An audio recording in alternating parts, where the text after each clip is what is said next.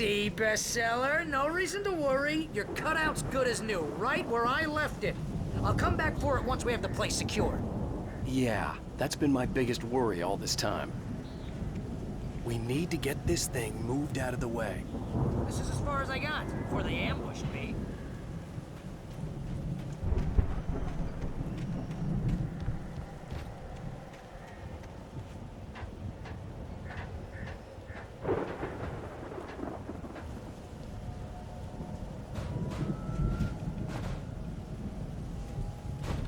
Hey, I think Alan Wake here has something to say. What's that, Al? I'm Alan Wake. I'm always right about everything. And if I don't get my way, I'll sulk all day long. I'm always intense and moody. It makes me very attractive and mysterious. Right now, I'm just standing here because I need my best friend Barry to carry me. That's all. I can just take it for granted. I think I see what you did there. It's pretty good. You want me to do my imitation of Barry Wheeler? No? Thought so. Deputy Mulligan tuned Thornton's chatter out. He didn't think riders were particularly useful people, and a huge manhunt for one struck him as idiotic. Certainly not worth the missed opportunity for coffee and pie. It wasn't even clear what the man had done, except run from them at the trailer park. Mulligan knew he wasn't alone. The sheriff's patience with the Fed was running out.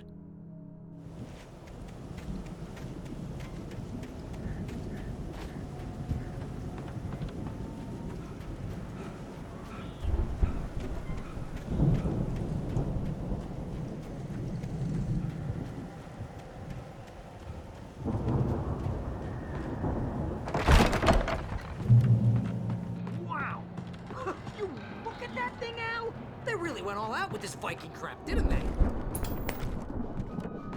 Look at all this stuff. They must have done okay for themselves. So how come I never heard of these guys before? And this from the guy who learned about Ozzy Osbourne through reality TV? Hey, remember when I got you that gig? Your first real writing job. What got you started? Was this one of your episodes? Tonight's episode, The Dream of Dreams. That's by someone else. We join Mr. Jones as he explores the endless dreamscape, only to be brought to a sudden stop by a decidedly mundane situation. A long line of people. Hey, Jones, right? Listen, we're gonna have to wait until His Highness over there is good and ready. Oh, wow. Who's that? You don't know him? What are you, new? He's the guy dreaming us. Well, not just us. He dreams everything. All of this. But wait, no. I'm the one who's dreaming. I'm asleep. Isn't this my dream? It's 1976. Madness reigns at the Anderson farm. Contrary to all logic, the headiest ingredient of their moonshine is unfiltered water from Cauldron Lake. The Andersons feel like gods. Odin can't stop laughing. He contemplates cutting his eye out. Tor runs across the field, naked, shrieking, hammer in his hand, trying to catch lightning. Their songs have power. Something ancient is stirring in the depths, coming back. The Viking boat looked imposing, almost like a battering ram. You're just another dream. I'm dreaming. You're a dream. The weirdo in the diving suit.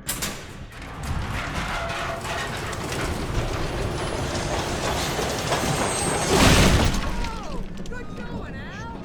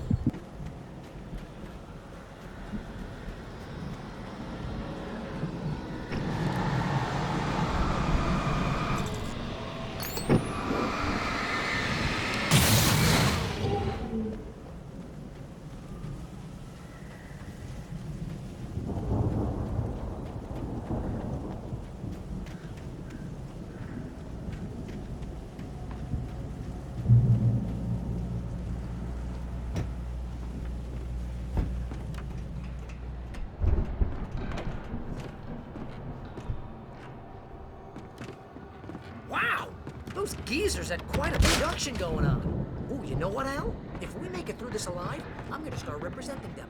Yep, sell this stuff online, maybe get a reality show going, release a new single. Be careful, Al!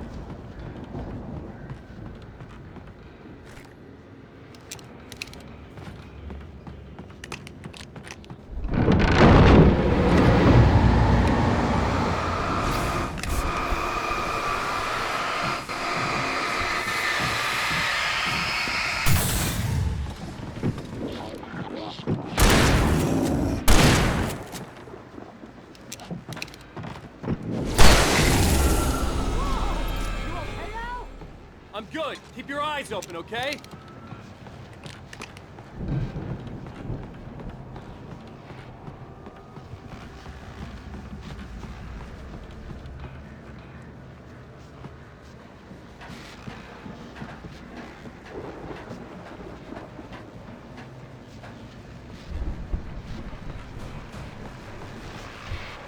As you regular listeners know, I tend to work through the night, but I'm not the only one. Deputies Mulligan and Thornton are taking a couple of moments off their busy schedule to join me here in the studio.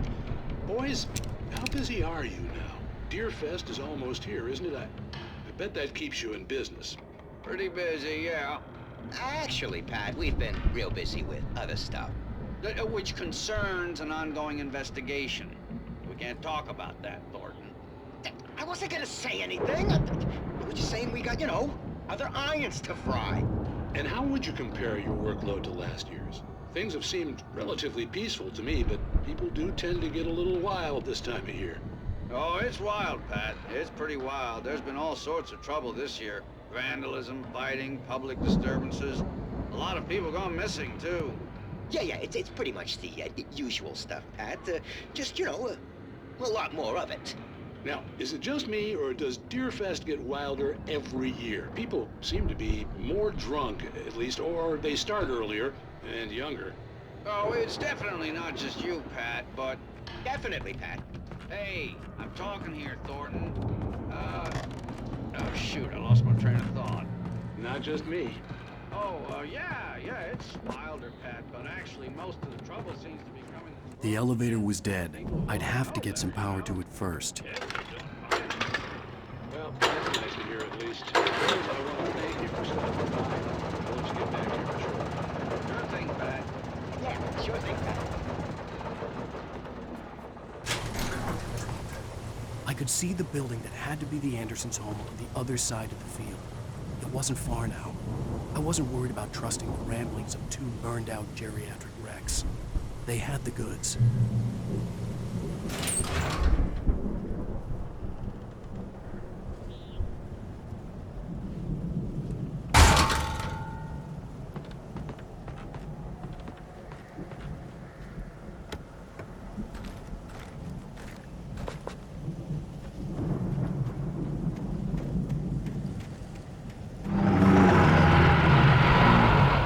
You've got to be kidding me.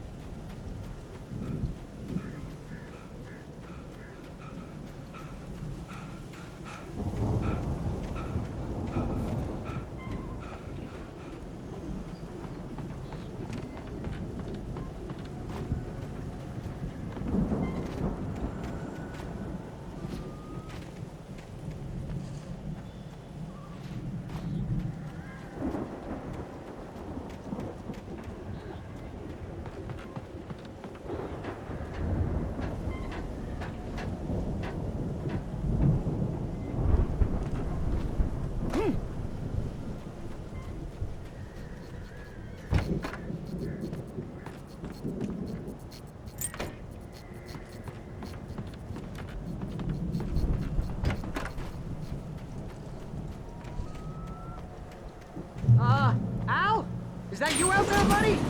Yeah, it's me. Hey, let's go, man.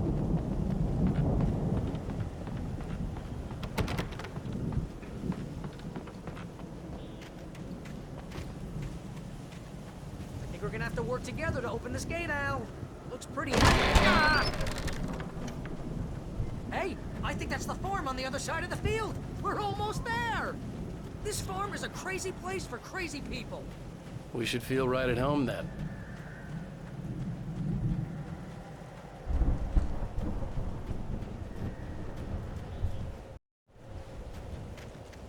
Come on, one more gig. Let's do this thing.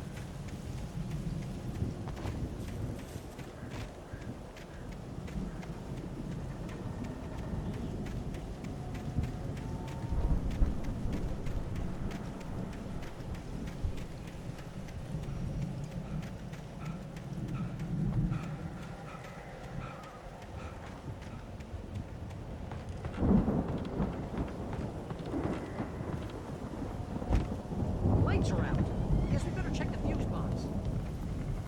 The power downstairs was out, but I was sure I could fix that at the fuse box.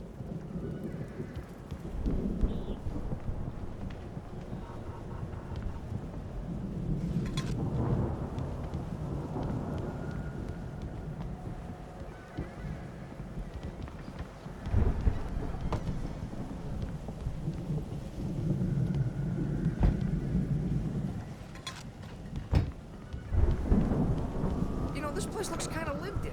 I thought the Andersons were in the booby hatch. Yeah, I don't think they keep too close an eye on them at the clinic. They seem to slip away a lot so they can get wasted. Again, Alice's screams rang in the stillness of the night. I saw myself run toward the cabin, flashlight in my hand. I followed my past self. I was an out-of-body observer, a time traveler in a crazy drunken dream. This was the beginning. The night Alice had disappeared. The mystery of what had happened during the missing week was about to reveal itself.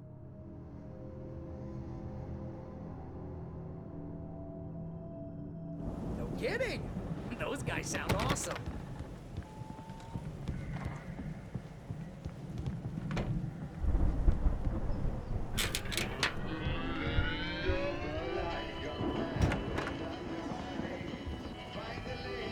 Can you hear that, Al? Music? Of course. We need to find where it's coming from.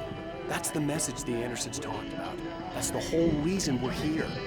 Lady of the Light? Oh, that's gotta be what's-her-face, the crazy lamp lady from the town. Cynthia Weaver. Right. Must be.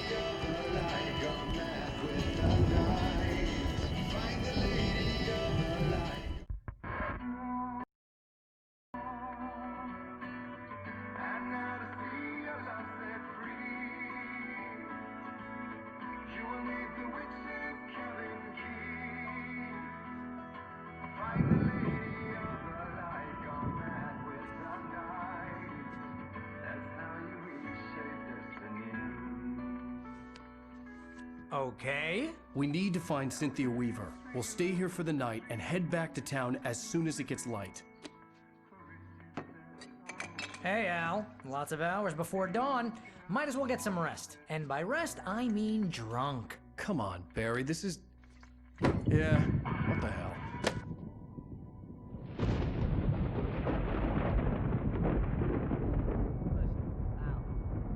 I'm sorry about this.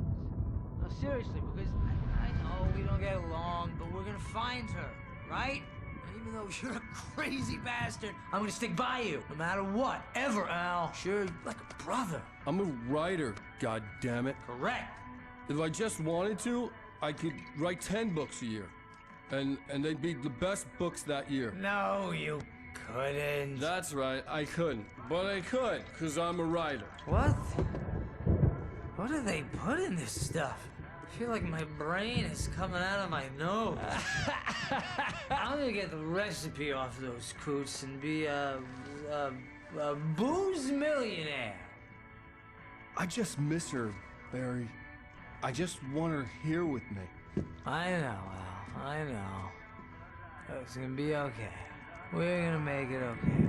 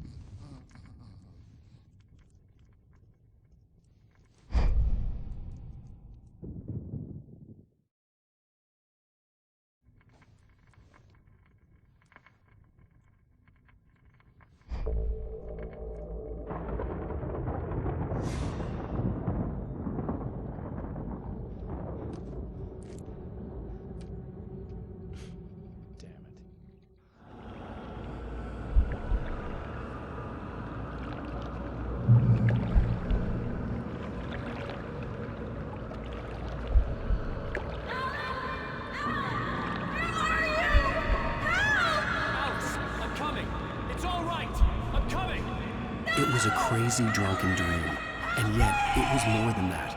It was the truth, a suppressed memory unearthed by the Andersons' moonshine. I was there, an out-of-body observer. This was the night Alice and I had arrived at Bright Falls, the night Alice had disappeared. I had a chance to find out what had happened. I remembered being surprised to see the cabin dark. Alice would have never turned the lights off. I remembered thinking I caught a glimpse of her form underwater, sinking into the darkness. Diving after her was the last vague memory I had of that night. After that, the next thing I could remember was waking up behind the wheel of the crashed car and finding the first pages of the manuscript. Beyond this lost memory, there was nothing. I had to follow the footsteps of my past self to find out what had happened that night. I couldn't find her in all that blackness. I must have thought she drowned.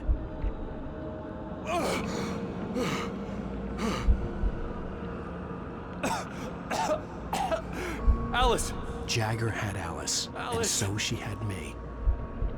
Alice!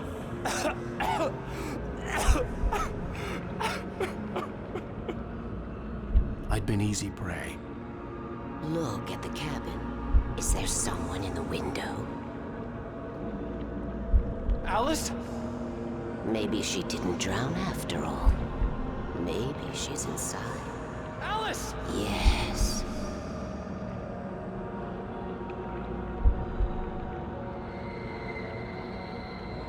The dark presence had touched me. She had dug her nails into my brain and used me, made me her puppet.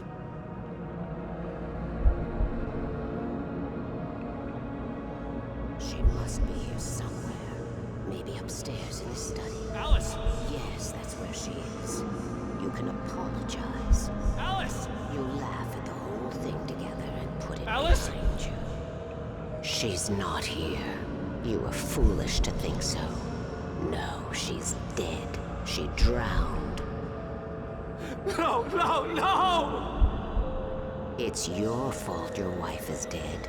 You are guilty. All she wanted was to help you right. You killed her. Oh, hush. There's still hope. Cauldron Lake is a special place. Here, you have the power to change things.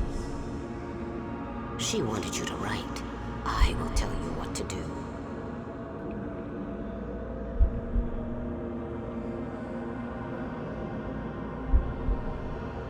You can write her back. The story will come true, and all will be well again.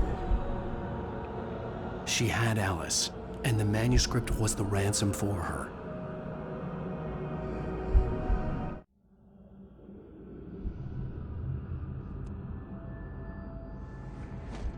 Yes. I'll write. I'll fix it. I'll bring her back.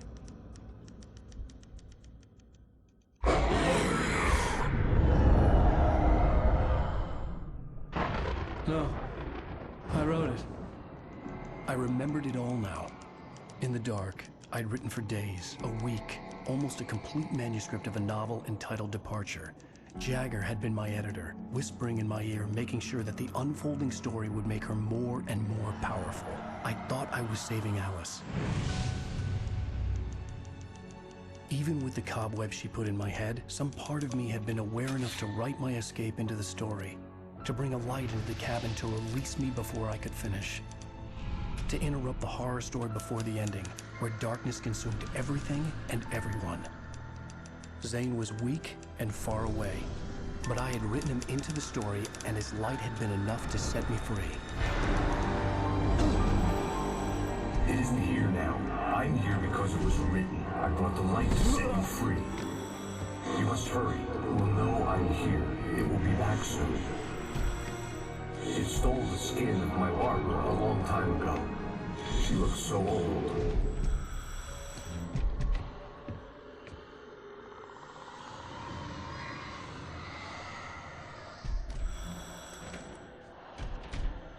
I had woken up, confused and groggy, my mind consumed by darkness and fear. All I could do was to escape.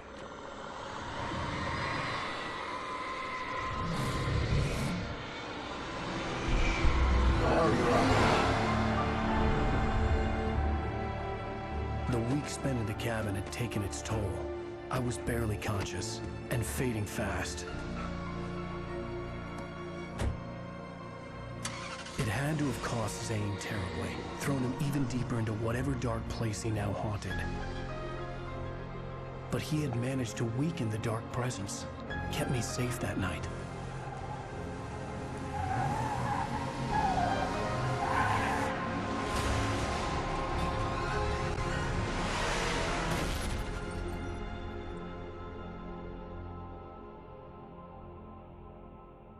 I wrote it. It's my fault. That's right, James Joyce. It's your fault, and you're gonna pay for it.